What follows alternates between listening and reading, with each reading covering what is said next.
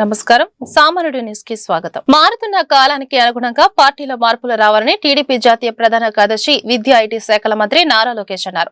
Telugu Desam party బలం బలగం కార్యకర్తలేనన్నారు. Party అంటే commitment ఉంది కాబట్టి పార్టీ కమిటీలో బాధ్యత కల్పించామన్నారు. దేశంలో అభివృద్ధి సంక్షేమానికి బ్రాండ్ అంబాసిడర్ చంద్రబాబు అని అనేక పరిశ్రమలు ఏపీకి వస్తున్నాయి అంటే కారణం చంద్రబాబు అని కొనియాడారు. మంగళగిరి టీడీపీ కేంద్ర కార్యాలయంలో పార్లమెంటు కమిటీ వర్క్ షాప్ ను టీడీపీ రాష్ట్ర అధ్యక్షులు పల్లా శ్రీనివాసరావుతో కలిసి మంత్రి ప్రారంభించారు. ఈ శిక్షణ తరగతులకు ఇటీవల నియమించిన 25 పార్లమెంటు నియోజకవర్గాల అధ్యక్ష ప్రధాన కార్యదర్శులతో పాటు కమిటీ సభ్యులందరూ హాజరయ్యారు. ముందుగా ఎన్టీఆర్ విగ్రహానికి పూలమాల వేసి నివాళులర్పించారు. జ్యోతి ప్రజ్వలన చేశారు. అనంతరం మంత్రి నారా లోకేష్ మాట్లాడుతూ ఈ సమావేశానికి విచ్చేసిన అందరికీ శుభాకాంక్షలు తెలిపారు. ఎప్పుడు ప్రజలకు సేవ చేయాలి, కార్యకర్తలకు అనేక పనులు చేయాలని ఆలోచించే వ్యక్తి మన నాయకుడు చంద్రబాబు నాయుడు గారు. ఆయన ముందు చూపుతో మనందరిని నడిపిస్తారు. 1995లో ఆయన ఐటీ రంగం తీసుకొస్తానంటే ఆనాటి పాలకులు ఎగతాళి చేస్తూ కంప్యూటర్ అన్నం పెడుతుందా అన్నారు. అదే పాలకులకు చెప్తున్నా, ఈరోజు వెళ్ళి ఒక్క సైబరాబాద్ని మీరు చూడండి. అంతెందుకు మీ కుటుంబంలోనే కనీసం 50% మంది ఆ ఐటీ వల్లనే బాగుపడటం కూడా జరిగింది. ఈరోజు అనేక పరిశ్రమలు ఆంధ్ర రాష్ట్రానికి వస్తున్నాయి. దానన్నిటి కారణం మన నాయకుడు చంద్రబాబు నాయుడు గారు. ఒక ఆర్సిలర్ మిత్తల్ కానివ్వండి, గూగుల్ కానివ్వండి, అదేవిధంగా మనకి కాగ్నిసెంట్ కానివ్వండి, ఇలా అనేక పరిశ్రమలు ఆంధ్ర రాష్ట్రానికే సొంతం అవుతున్నాయి. మన నాయకుడు సంక్షేమ అభివృద్ధికి బ్రాండ్ అంబాసిడర్ అవుతే ఒక టీమ్ 11 ఉందండి.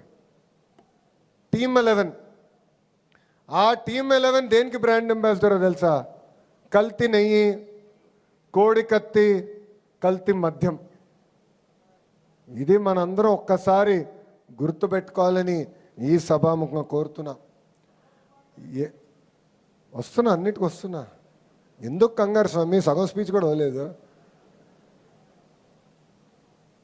మనం ఎన్నికల ముందల హామీలు ఇచ్చాం. దాంట్లో మొదటిది పెన్షన్. మీరు చూస్తే భారతదేశంలో ఏ రాష్ట్రంలో ఇవ్వని విధంగా వృద్ధులకి 4,000 రూపాయలు పెన్షన్ మనం అందిస్తున్నాం. వికలాంగులకి 6,000 రూపాయలు ఇస్తున్నాం. బెడ్కే పరిమితం అవుతే 15,000 రూపాయలు మన ప్రభుత్వం అందజేస్తుంది. ఈ ఒక్క కార్యక్రమం ద్వారా సంవత్సరానికి 30,000 కోట్ల రూపాయలు ఈరోజు కూటమి ప్రభుత్వం ఖర్చు పెడతాం జరుగుతుంది. ఇది ఒక కార్యక్రమం. రెండోది స్త్రీ శక్తి. ఈరోజు మహిళలందరూ ఆంధ్ర రాష్ట్రంలో ఎక్కడికి వెళ్ళాలన్నా ఆర్టీసీ బస్సులో ఉచితంగా ప్రయాణించే హక్కు కూడా మనందరం కల్పిస్తాం జరిగింది. ఇంకో పక్కన దీపం పథకం.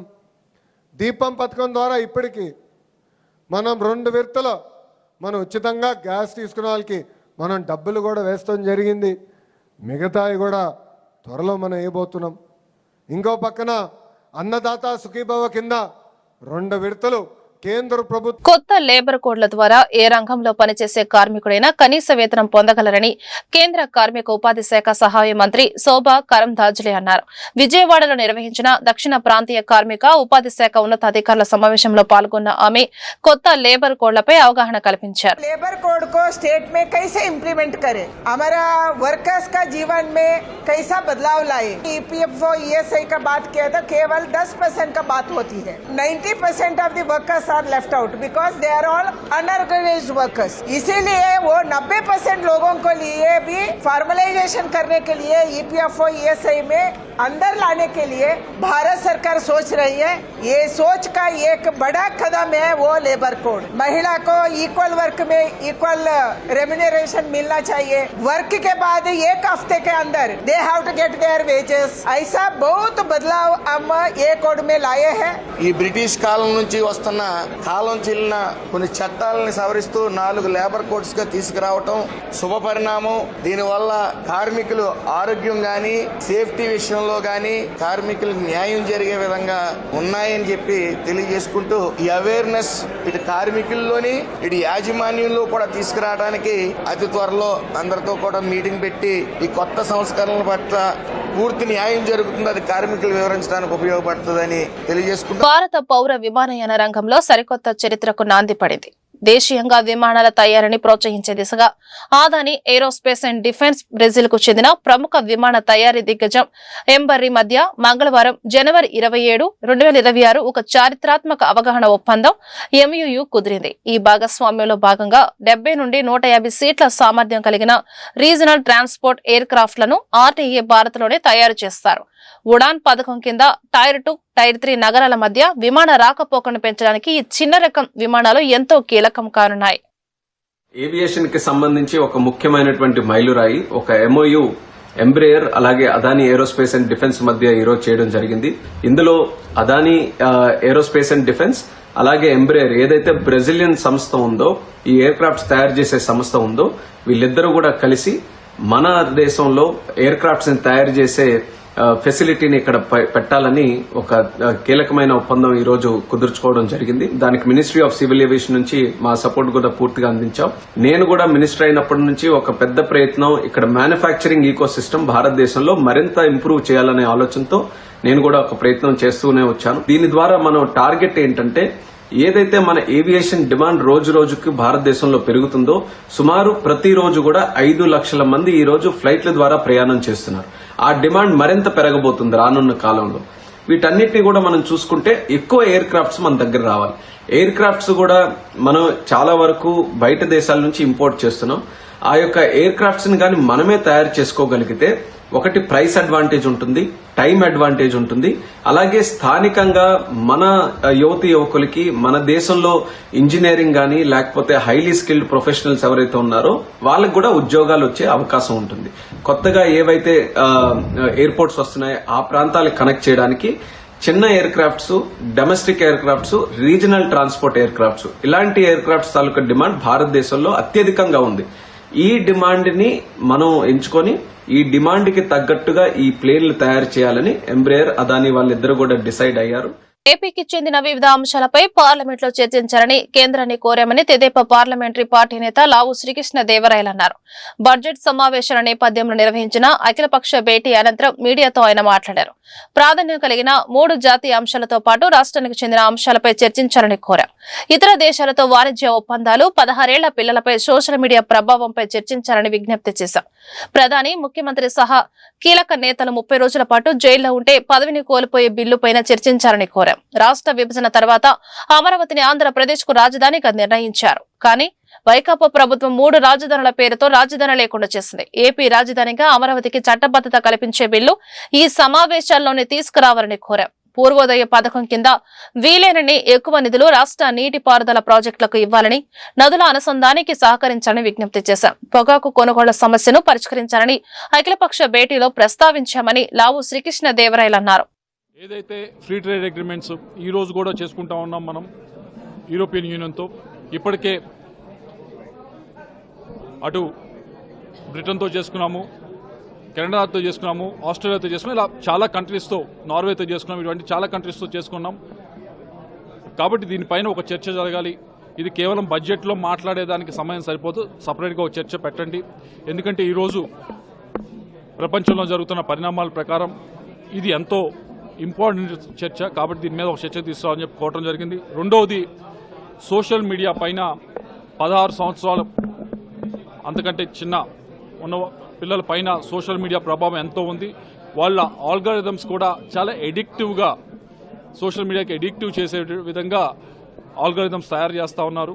అటువంటి అప్పుడు మన భారతదేశంలో కూడా ఎందుకు ఈ సోషల్ మీడియా అండర్ 16 పైన బ్యాన్ పెట్టకూడదు, దీనిపైన చర్చ జరగాలని చెప్పి కోరడం జరిగింది. ఏదైతే 30 రోజుల కంటే ఎక్కువ రోజులు జైల్లో ఉంటే, 5 సంవత్సరాల కంటే ఎక్కువ క్రైమ్ ఉంటే కనుక మినిస్టర్ అయినా, సీఎం అయినా, పీఎం అయినా కూడా తప్పుకోవాలనేది ఒక చర్చ జరుగుతోంది. దానికంటే ముఖ్యమైనది, ఈరోజు చాలా మంది పైన ఛార్జ్ షీట్ అయ్యుండి కూడా ఇంకా చాలా మంది రాజకీయాల్లో ఉన్నారు, రాజకీయాల్లో పోటీ చేస్తూ ఉన్నారు.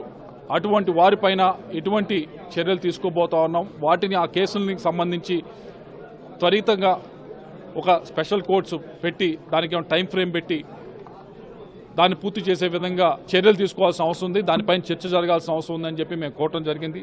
అలాగే రాష్ట్రానికి సంబంధించి ముఖ్యమైనది అమరావతి క్యాపిటల్ బిల్. అనిశ్చితి ఉండకూడదు అంటే పార్లమెంట్ పరంగా ఒక చట్టం చేసి అమరావతి ఆంధ్రప్రదేశ్ క్యాపిటల్ చేస్తే బాగుంటుందని చెప్పి కోరడం జరిగింది. దానిపైన కూడా ఈ బడ్జెట్ సమావేశాల్లో ఆ బిల్లు తీసుకురావాలని చెప్పి కోరడం జరిగింది. ఆంధ్రప్రదేశ్కి సంబంధించి పూర్వోదయ స్కీమ్ కింద మేము చాలా ఇరిగేషన్ ప్రాజెక్ట్స్ ప్లాన్ చేసుకొని ఉన్నాము. ఇది తొందరగా రిలీజ్ అయితే ఈ ఇరిగేషన్ ప్రాజెక్ట్స్ అన్ని కూడా మేము పూర్తి చేసుకునే అవకాశం ఉంది. దీన్ని వెంటనే విడుదల చేయాలని చెప్పి అని కోరటం జరిగింది. ఇంటర్లింకింగ్ ఆఫ్ రివర్స్ పైన కూడా దేశం మొత్తం మీద ఒక చర్చ జరిగితే బాగుంటుంది పార్లమెంట్ సాక్షిగా అని చెప్పి కోరటం జరిగింది. అలాగే జల్ జీవన్ మిషన్కి సంబంధించి దాన్ని రీఇన్స్టేట్ చేసి ఏదైతే ఆంధ్రప్రదేశ్కి రావాలో ఈ 26,000 కోట్లు కూడా దీన్ని ఇచ్చే విధంగా చర్యలు తీసుకోవాలి. దీనిపైన ఒక చర్చ జరగాలని చెప్పి ఈ బడ్జెట్ లో పెడితే బాగుంటుందని చెప్పి కోరుతా ఉన్నాము. అలాగే టొబాకో ఫార్మర్స్ కి చివరిగా రేపటి నుండి ప్రారంభం కానున్న పార్లమెంటు బడ్జెట్ సమావేశాల నేపథ్యంలో కేంద్ర ప్రభుత్వం మంగళవారం అఖిలపక్ష సమావేశాన్ని నిర్వహించింది. ఈ సమావేశంలో కేంద్ర పార్లమెంటు వ్యవహారాల శాఖ మంత్రి కిరణ్ రిజిజు, రక్షణ మంత్రి రాజ్నాథ్ సింగ్ పాల్గొని సభలో ప్రజా సమస్యలపై నిర్మాణాత్మక చర్చలు జరగడానికి ప్రతిపక్షాలు సహకరించాలని కోరారు. సభలో గందరగోళం సృష్టించకుండా నిర్ణీత సమయాన్ని చర్చల కోసం కేటాయించాలని ప్రభుత్వం విజ్ఞప్తి చేసింది. దేశ ప్రయోజనాల దృష్ట్యా బడ్జెట్ సమావేశాలు అత్యంత కీలకమని స్పష్టం చేసింది. हमको लोग चुन करके मेंबर ऑफ पार्लियामेंट बनाते हैं, सदन में भेजते हैं अपना बात रखने के लिए, देश के लोगों को अपना बात संसद के माध्यम से पहुंचाने के लिए, अपने अपने कॉन्स्टिट्यूएंसी के बात रखने के लिए एमपीज सदन में आते हैं. तो इसलिए हंगामा ना हो, नियम के तहत चर्चा हो और एक दूसरा का बात सुना जाए. लोकतंत्र में आपका जितना बोलने का आजादी है उतना ही आपका दायित्व है कि दूसरा का बात भी सुने. గుంటూరు పశ్చిమ నియోజకవర్గం మహిళల సమస్యల పరిష్కారమే లక్ష్యంగా పనిచేస్తున్నారని వెస్ట్ ఎమ్మెల్యే గల్లా మాధవి పేర్కొన్నారు. గుంటూరు పశ్చిమ నియోజకవర్గం తెలుగుదేశం పార్టీ కార్యాలయంలో ఎమ్మెల్యే గల్లా మాధవి మహిళా గ్రీవెన్స్ నిర్వహించారు. అనంతరం ఎమ్మెల్యే మీడియాతో మాట్లాడారు. ఈ రోజు 17వ మహిళా గ్రీవెన్స్ విజయవంతంగా నిర్వహిస్తున్నామని తెలిపారు. పశ్చిమ నియోజకవర్గంలోని మహిళల సమస్యల పరిష్కారం కోసం వెస్ట్ నియోజకవర్గం పార్టీ కార్యాలయం తెరిచి ఉంటుందని తెలిపారు. మహిళా గ్రీవెన్స్ కి వచ్చిన ప్రతి మహిళకు ఉచిత మెడికల్ క్యాంపు నిర్వహించామని తెలిపారు. ఈ మెడికల్ క్యాంపు ఉచితంగా నిర్వహించిన వికాస్ హాస్పిటల్ వారికి ప్రత్యేకమైన ధన్యవాదాలు తెలుపుతున్నారని అన్నారు. ప్రతి నెల మొదటి మరియు చివరి మంగళవారాలలో మహిళా గ్రీవెన్స్ నిర్వహిస్తున్నామని తెలిపారు. వికలాంగుల కాలనీలో గంజాయి సమస్యతో బాధపడుతున్నారని నా దృష్టికి తీసుకురావడం జరిగిందని తెలిపారు. జిల్లా ఎస్పీ దృష్టికి తీసుకువెళ్లి ఆ సమస్యను పరిష్కరిస్తామని చెప్పామని తెలిపారు. ట్రాన్స్జెండర్ పడుతున్న ఇబ్బందుల గురించి తన దృష్టికి తీసుకువచ్చారని తెలిపారు. ఉన్నత విద్య చదువుకొని ఉన్న వారిలో 10 మందికి 1వ తారీఖు ఇంటర్ నిర్వహించి వారిలో 10 మందికి పశ్చిమ నియోజకవర్గ కార్యాలయంలో ఉద్యోగ అవకాశం కల్పిస్తామని హామీ ఇచ్చారు. ఒక అడుగు బాధ్యత వైపు అనే ఆలోచనతో ఈ నిర్ణయం తీసుకున్నానని తెలిపారు. నమస్కారం అండి.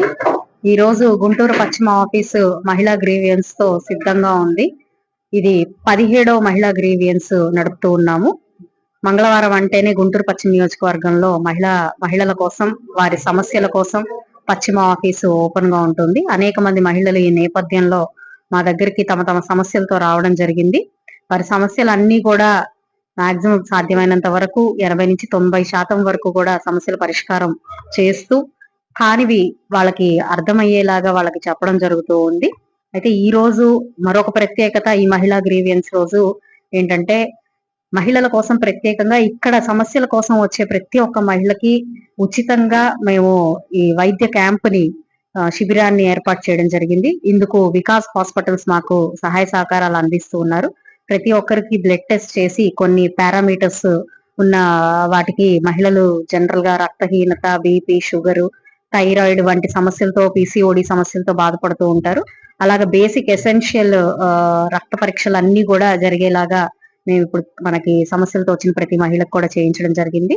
ఇలాగా ప్రతి నెల మొదటి మంగళవారం, అదే విధంగా చివరి మంగళవారం ప్రతి నెల కూడా దీన్ని చేపట్టాలి అని చెప్పి మేము నిశ్చయించుకోవడం జరిగింది. అందుకు వికాస్ హాస్పిటల్స్ కూడా మాకు సహాయ సహకారాలు అందిస్తాము అని చెప్పి హామీ ఇవ్వడం జరిగింది. ఏదేమైనా మహిళల యొక్క సమస్యల్ని పరిష్కరించడమే లక్ష్యంగా గుంటూరు పశ్చిమ ఆఫీస్ పనిచేస్తూ ఉంది. మరి ఈ రోజు ప్రధానంగా మనకి వికలాంగుల కాలనీ దగ్గర నుంచి గంజాయి సమస్యతో, చాలా తీవ్రతరమైన గంజాయి సమస్యతో చాలా మంది మహిళలు మా దృష్టికి తీసుకురావడం జరిగింది. దాన్ని వెంటనే కూడా ఎస్పీ గారికి ఎండోర్స్ చేస్తూ మా లెటర్ యాడ్ మీద ఆయన దృష్టికి తీసుకెళ్లే ప్రయత్నం కూడా మేము చేస్తాము. అదే విధంగా ఈ రోజు శివమ్మ గారు అని చెప్పి ట్రాన్స్జెండర్స్ యూనియన్ ప్రెసిడెంట్ గా ఉన్నారు. ఆవిడ కూడా మన పశ్చిమ నియోజకవర్గం వికలాంగుల కాలనీలో ఉంటున్నారు. దాదాపుగా 30 నుంచి 40 మంది ట్రాన్స్జెండర్స్ యువతులు మనకి ఇక్కడ ఉంటున్నారు. అందరూ కూడా భిక్షాటన చేసుకుంటూ వాళ్ళ జీవనాన్ని సాగిస్తున్నారు. కేవలం ట్రాన్స్జెండర్ పెన్షన్, అది కూడా గౌరవ చంద్రబాబు నాయుడు గారు ఇచ్చిన ఆ ట్రాన్స్జెండర్ పెన్షన్ మాత్రమే వాళ్ళు అందుకుంటూ ఉన్నారు. అలాంటి వాళ్ళల్లో ఒక 10 మంది ఉన్నత విద్యని అధిరోహించినప్పటికీ మళ్ళీ భిక్షాటనే వాళ్ళ జీవనాధారంగా కొనసాగిస్తూ ఉన్నారు. వాళ్ళని దృష్టిలో పెట్టుకొని వాళ్ళకి ఆసరాగా నిలిచే ఒక చిరు ప్రయత్నంగా వారికి రేపు 1వ తారీఖు నుంచి ఈ 10 మందిని ఇంటర్వ్యూ చేసి అందులో బాగా ఉత్తీర్ణత అయిన వాళ్ళకి మా పశ్చిమ ఆఫీస్ లో ఉద్యోగ కల్పన చేసే ప్రయత్నం చేస్తూ ఉన్నాము. ఒక అడుగు బాధ్యత వైపు అనే ఒక ఆలోచనతో ఈ యొక్క నిర్ణయం తీసుకోవడం జరిగింది. నేటి ఉమెన్ గ్రీవియన్స్ ప్రత్యేకత ఇది. కార్పొరేట్ కంపెనీల గుప్పెట్లోకి సహకార రంగాన్ని తీసుకువెళ్తున్నారని ఏపీ రైతు సంఘం రాష్ట్ర అధ్యక్ష కార్యదర్శి కె ప్రభాకర్ రెడ్డి మండిపడ్డారు. జనవరి 30, 31 నుండి ఫిబ్రవరి 1 వరకు గుంటూరులోని టీటీడీ కళ్యాణ మండపంలో జరిగే ఏఐకేఎస్ జాతీయ కౌన్సిల్ సమావేశాల సందర్భంగా జనవరి 29 జరిగే వ్యవసాయ ఎగ్జిబిషన్ ను జయప్రదం చేయాలని ఆయన పిలుపునిచ్చారు. మంగళవారం గుంటూరు బ్రాడిపేటలోని సిపిఎం కార్యాలయం ఏర్పాటు చేసిన మీడియా సమావేశాల్లో ప్రభాకర్ రెడ్డి మాట్లాడారు. 4 రోజుల పాటు జరిగే కార్యక్రమాల్లో వివిధ అంశాలపై సెమినార్స్, సాంస్కృతిక కార్యక్రమాలు జరుగుతాయని తెలిపారు. ఈ కార్యక్రమానికి పలువురు వైస్ ఛాన్సలర్లు, రిటైర్డ్ ప్రొఫెసర్ పాల్గొంటారని తెలిపారు. కావున రైతులు, ప్రజాస్వామ్యవాదులు పెద్ద ఎత్తున తరలివచ్చి 4 రోజుల పాటు జరిగే కార్యక్రమాలను జయప్రదం చేయాలని కోరారు. ఈ సమావేశంలో ఆహ్వాన సంఘం అధ్యక్షులు మాజీ ఎమ్మెల్సీ లక్ష్మణరావు, ఏపీ రైతు సంఘం రాష్ట్ర అధ్యక్ష కార్యదర్శులు వి కృష్ణయ్య, జిల్లా కార్యదర్శి అజయ్ కుమార్, రైతు నాయకులు వేణుగోపాలరావు పలువురు పాల్గొన్నారు. 4 రోజుల పాటు కిసాన్ సభ సమావేశాలు మన గుంటూరులో జరగబోతున్నాయి. ప్రధానంగా వ్యవసాయ రంగం ఎదుర్కొంటున్న సమస్యలపైన ఒక ప్రధాన చర్చ చేయబోతున్నాం. రాష్ట్రంలో ఉన్నటువంటి అన్ని రైతు సంఘాల నాయకులను, ఇర్రెస్పెక్టివ్ ఆఫ్ పొలిటికల్ అఫిలియేషన్, రాజకీయాలతో సంబంధం లేకుండా అన్ని రైతు సంఘాల నాయకులు కూడా ఈ వేదికలో భాగస్వాములు అవుతూ ఉన్నారు. ముఖ్యంగా వ్యవసాయ రంగం ఎదుర్కొన్న సమస్యలపైన ఈ చర్చ మేము చేయబోతున్నాం. రైతాంగానికి మద్దతు ధర ఇస్తేనే వ్యవసాయం నిలబడుతుందనేది డాక్టర్ స్వామినాథన్ గారు చాలా సంవత్సరాల క్రితం ఒక ప్రతిపాదన ప్రభుత్వానికి చేశారు.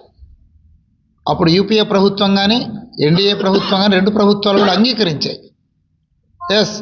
రైతాంగానికి మద్దతు ధరలు ఇవ్వాలి అని చెప్పేసి. కానీ ఇప్పటిదాకా దశాబ్దాలు గడుస్తున్నా రైతాంగం పండించే పంటలకు మద్దతు ధర గురించినటువంటి ప్రస్తావన ఎక్కడ ఏ కోసైనా ఈ ప్రభుత్వాలు చేయట్లేదు. ఈ సమావేశాల్లో ప్రధానంగా రైతాంగానికి మద్దతు ధర ఇవ్వాలనే చట్టం అంశం పైన చర్చించబోతున్నాం. మరొక ముఖ్యమైన అంశం, ఇటీవల జరుగుతున్న ప్రపంచీకరణ పరిణామాల నేపథ్యంలో అమెరికా అధ్యక్షుడు ట్రంప్ మన దేశానికి సంబంధించిన వ్యవసాయ ఉత్పత్తుల ఎగుమతులపైన విపరీతంగా పన్నులు వేస్తున్నారు. అమెరికాలో 500% దాకా వేస్తానని చెప్పేసి హెచ్చరిస్తున్నాడు. మరోవైపు తమ దేశంలో పండినటువంటి వ్యవసాయ పంటలను మన దేశంలోకేమో ఎలాంటి పన్నులు లేకుండా దిగుమతి చేసుకోవాలని చెప్పేసి ప్రభుత్వం ఒత్తిడి తీసుకొస్తున్నారు. ఫ్రీ ట్రేడ్ అగ్రిమెంట్ పేరుతోటి అమెరికా, భారత్ 2 ఒప్పందం చేసుకోబోతున్నాయి. చర్చలు నడుస్తున్నాయి.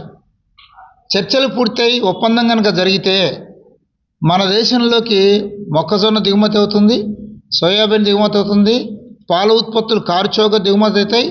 ఆ రకంగా వ్యవసాయ రంగం, మన దేశ వ్యవసాయ రంగం మొత్తం తీవ్రంగా దెబ్బతినే ప్రమాదం ఉంది. మన దేశ ఆక్వా ఉత్పత్తులపైనేమో అమెరికా విపరీతంగా పన్నులు వేస్తామని చెప్పేసి అంటుంది. అందుకని అమెరికా దేశపు ఈ సుంకాల ప్రభావాన్ని గురించి ఈ సమావేశంలో ప్రధానంగా చర్చించబోతున్నాం. అట్లే అంతకు మునుపు 3 వ్యవసాయ చట్టాలకు వ్యతిరేకంగా చాలా పెద్ద ఆందోళన ఢిల్లీలో జరిగింది. అలా నరేంద్ర మోడీ రైతాంగానికి క్షమాపణ చెప్పి ఆ చట్టాలను వెనక్కి తీసుకున్నాడు. కానీ ఇప్పుడు అవే చట్టాలను మరో రూపంలో, మరో దారి ఈ నెల 29 నుంచి ఫిబ్రవరి 1 వరకు గుంటూరులో జరుగుతున్న ఏఏకే సమావేశాల సందర్భంగా రకరకాల సాంస్కృతిక కార్యక్రమాలు, ఎగ్జిబిషన్స్తో పాటు స్టాలు సంబంధించి వ్యవసాయ అనుబంధ రంగంగా సైన్స్కు సంబంధించి విద్యార్థుల అవగాహన కోసం ఈ కార్యక్రమం నిర్వహించడం జరుగుతుంది. ఒక ప్రారంభం అగ్రికల్చర్ యూనివర్సిటీ వైస్ ఛాన్సలర్ ఇక్కడ హాజరవుతారు. అదేవిధంగా శాస్త్రవేత్తలు, రకరకాల వాళ్ళు ఈ జిల్లాకు సంబంధించి, రాష్ట్రం, తెలంగాణ నుంచి కూడా శాస్త్రవేత్తలు ఇక్కడ రాబోతున్నారు. దాంతోపాటు ఈ రాష్ట్రంలో ఉన్న రైతాంగ ఉద్యమాల్లో పాల్గొన్న అఖిలపక్ష రైతు సంఘాలందరూ కూడా పాల్గొంటారు. అందువల్ల ఈ కార్యక్రమానికి సంబంధించి 50 మంది పాల్గొనే విధంగానే కార్యక్రమం ఏర్పాటు చేయడం జరిగింది. 1936లో ఏఏకే స్థాపించిన తర్వాత దేశంలో రాష్ట్రంలో అనేక ఉద్యమాలు చేపట్టిన నేపథ్యంలో అవన్నీ కూడా ఉద్యమాలకు సంబంధించి కూడా ఒక ఎగ్జిబిషన్గా ఆ రూపంలో చూపించడం జరుగుతుంది. దాంతోపాటు ఇవాళ భవిష్యత్తులో ప్రజలు కొనుగోలు చేసే నిత్యావసర వస్తువుల ధరలు కూడా ఏ విధంగా పెరగబోతున్నాయి, ఈ నూతన చట్టం వల్ల రైతు ఏ విధంగా ఇబ్బంది పడతారు, అదేవిధంగా భూమి నుంచి పారిపోయే విధంగా కార్పొరేట్లని ఇవాళ పూర్తిగా వాళ్ళకి ఆధీనంలో వచ్చే విధంగా ఈ చట్టాలు ఇవన్నీ కూడా వివరంగా దాంట్లో ఉంటాయి. రైతును రక్షించడానికి రైతన్నకు చేదోడుగా ఉండటమే కాకుండా ప్రజల కొనుగోలు శక్తికి సంబంధించి కూడా భారాలు లేకుండా ఉండే విధంగా ప్రభుత్వాలు ఏ నిర్ణయం తీసుకోవాలో దాని మీద ఈ సమావేశాలు అన్ని రాష్ట్రాల నుంచి వచ్చి నాయకులందరూ కూడా తీర్మానాలు చేస్తారు. దాంట్లో భాగంగా అన్నీ కూడా తెలుసుకోవడానికి ఎప్పటికప్పుడు మీడియా ద్వారా కూడా మీ అందరికి తెలియజేస్తాం. అందుకని దీనికి ప్రముఖులు హాజరవుతారు కాబట్టి దీనికి సంబంధించిన కార్యక్రమానికి 50 మంది రైతులు, కౌలు రైతులు, అదేవిధంగా విద్యార్థులు అందరూ దీంట్లో దేశవ్యాప్తంగా మంగళవారం ప్రభుత్వ రంగ బ్యాంకుల కార్యకలాపాలకు అంతరాయం కలిగింది. వారానికి 5 రోజుల పని విధానాన్ని వెంటనే అమలు చేయాలని కోరుతూ బ్యాంకు యూనియన్ల ఐక్యవేదిక పిలుపు మేరకు ఈ రోజు బ్యాంకు ఉద్యోగులు సమ్మెలో పాల్గొన్నారు. డిమాండ్లపై చీఫ్ లేబర్ కమిషనర్ ఈ నెల 23న జరిపిన చర్చల ఫలప్రదం కాకపోవడంతో బ్యాంకు అధికారులు, సిబ్బందికి ప్రాతినిధ్యం వహిస్తున్న 9 సంఘాలు ఉమ్మడి వేదిక మంగళవారం సమ్మెకు పిలుపునిచ్చింది. గుంటూరులో సమ్మె విజయవంతమైందని యూనియన్ నాయకులు కిషోర్ వివరించారు. కార్మిక సంఘాలు 9 కలిపి ఒకే వేదిక మీద వచ్చి యునైటెడ్ ఫార్మా బ్యాంక్ యూనియన్ పేరు మీద సమ్మె పిలుపునివ్వడం జరిగింది. దీనికి కారణం ముఖ్యం, 10 సంవత్సరాల నుండి కూడా ఈ యొక్క 5 రోజుల పని విధానం గురించి అనేక పోరాటాలు చేశాము. రకరకాల పోరాటాలు చేశాము, ధర్నాలు చేశాము, ట్విట్టర్ క్యాంపెయిన్ చేశాము, ఎన్నో చేశాము. తర్వాత సిఎల్సి వారు కూడా మమ్మల్ని చర్చలకు పిలవడం జరిగింది. చర్చలకు పిలిచినా కూడా వాళ్ళు ఎటువంటి తీర్మానం చేయలేదు. ముఖ్యంగా చెప్పాలంటే 2023లో 5 రోజుల పని విధానాన్ని కల్పిస్తామని చెప్పి ఇండియన్ బ్యాంక్స్ అసోసియేషన్ ఒప్పందం చేసుకుంది. 2024లో ఆ ఒప్పందం మీద సంతకాలు కూడా జరిగి ఆ ఒప్పందాన్ని ప్రభుత్వానికి పంపించి ప్రభుత్వం అనుమతి తీసుకొని మీకు చేస్తామన్నారు. ప్రభుత్వాన్ని పంపించే ఇప్పటి వరకు కూడా ఎటువంటి అనుమతి రాలేదు. ముఖ్యంగా చెప్పాలంటే బ్యాంకులో దాదాపు 5 గంటల దాకా సాయంకాలం 5 గంటల వరకు పనిచేస్తున్నప్పటికీ 8 గంటలు అవుతుంది మేము ఇంటికి పోయే వరకే. 8 గంటలకు పనిచేస్తున్నారు. ఈ యొక్క వర్క్ లైఫ్ బ్యాలెన్స్ దెబ్బతింటుంది. వర్క్ లైఫ్ బ్యాలెన్స్ సరిగ్గా ఉండాలంటే ఖచ్చితంగా కూడా 5 రోజులు 10 వినాలి. ఫైనాన్షియల్ సెక్టర్ అటువంటి ఆర్బీఐలో కానీ, ఇన్సూరెన్స్ కంపెనీస్లో కానీ, నాబార్డ్లో కానీ, సెబీలో కానీ అన్ని చోట్ల కూడా 5 రోజుల పని విధానాన్ని అవలంబిస్తున్నారు. ఒక బ్యాంకుని నిరాకరించారు. ఖచ్చితంగా కూడా 8 లక్షల బ్యాంక్ ఎంప్లాయీస్ ఈరోజు భారతదేశం మొత్తం కూడా బ్యాంకింగ్ వ్యవస్థ స్తంభింపజేశారు. ముఖ్యంగా గుంటూరులో చెప్పాలంటే బ్యాంకు ఉద్యోగులు 1000 మంది పైగా కూడా ఈరోజు నినాదాలు చేస్తూ ఈ యొక్క 5 రోజుల పని విధానం కోసం అనేక పోరాటాలు చేశారు. ముఖ్యంగా ఈ రోజు అద్భుతంగా ఈ కార్యక్రమం జరిగింది కాబట్టి రాబోయే రోజుల్లో ఖచ్చితంగా ప్రభుత్వం జీఎంసీ మెయిన్ ఆఫీసులో మంగళవారం కమిషనర్ మయూర్ అశోక్ ఆకస్మిక తనిఖీ చేశారు. ఉదయం 11 గంటలు కూడా కొందరు ఉద్యోగులు విధులకు హాజరు కాకపోవడం గమనించి వారికి హాఫ్ డే సెలవు మార్కు చేయాలని మేనేజర్ని ఆదేశించారు. ఉద్యోగులు సకాలంలో హాజరు కాకుంటే కఠిన చర్యలు తప్పవని హెచ్చరించారు. మొమెంటో రిజిస్టర్ నిర్వహణ విభాగాధిపతికి సమాచారం ఇవ్వాలని సూచించారు. ప్రతి ఉద్యోగి టేబుల్ పై విధుల పేరుతో బోర్డులు ఏర్పాటు చేయాలన్నారు. ఇక నుండి ఆఫీసులోని సెక్షన్స్ ని ఆకస్మికంగా తనిఖీలు చేస్తామని స్పష్టం చేశారు.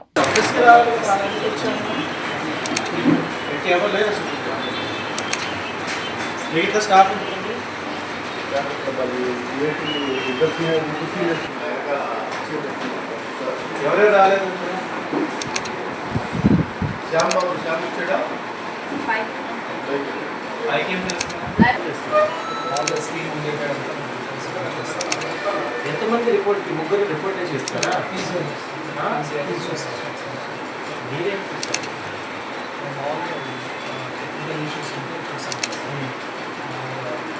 జూనియర్ అసిస్టెంట్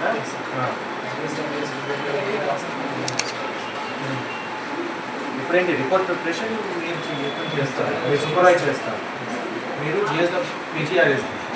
మళ్ళీ పీజీఆర్ చేస్తారు, మీరు ఇంకా 100 వార్తలు ఇంతటితో సమాప్తం. నమస్కారం.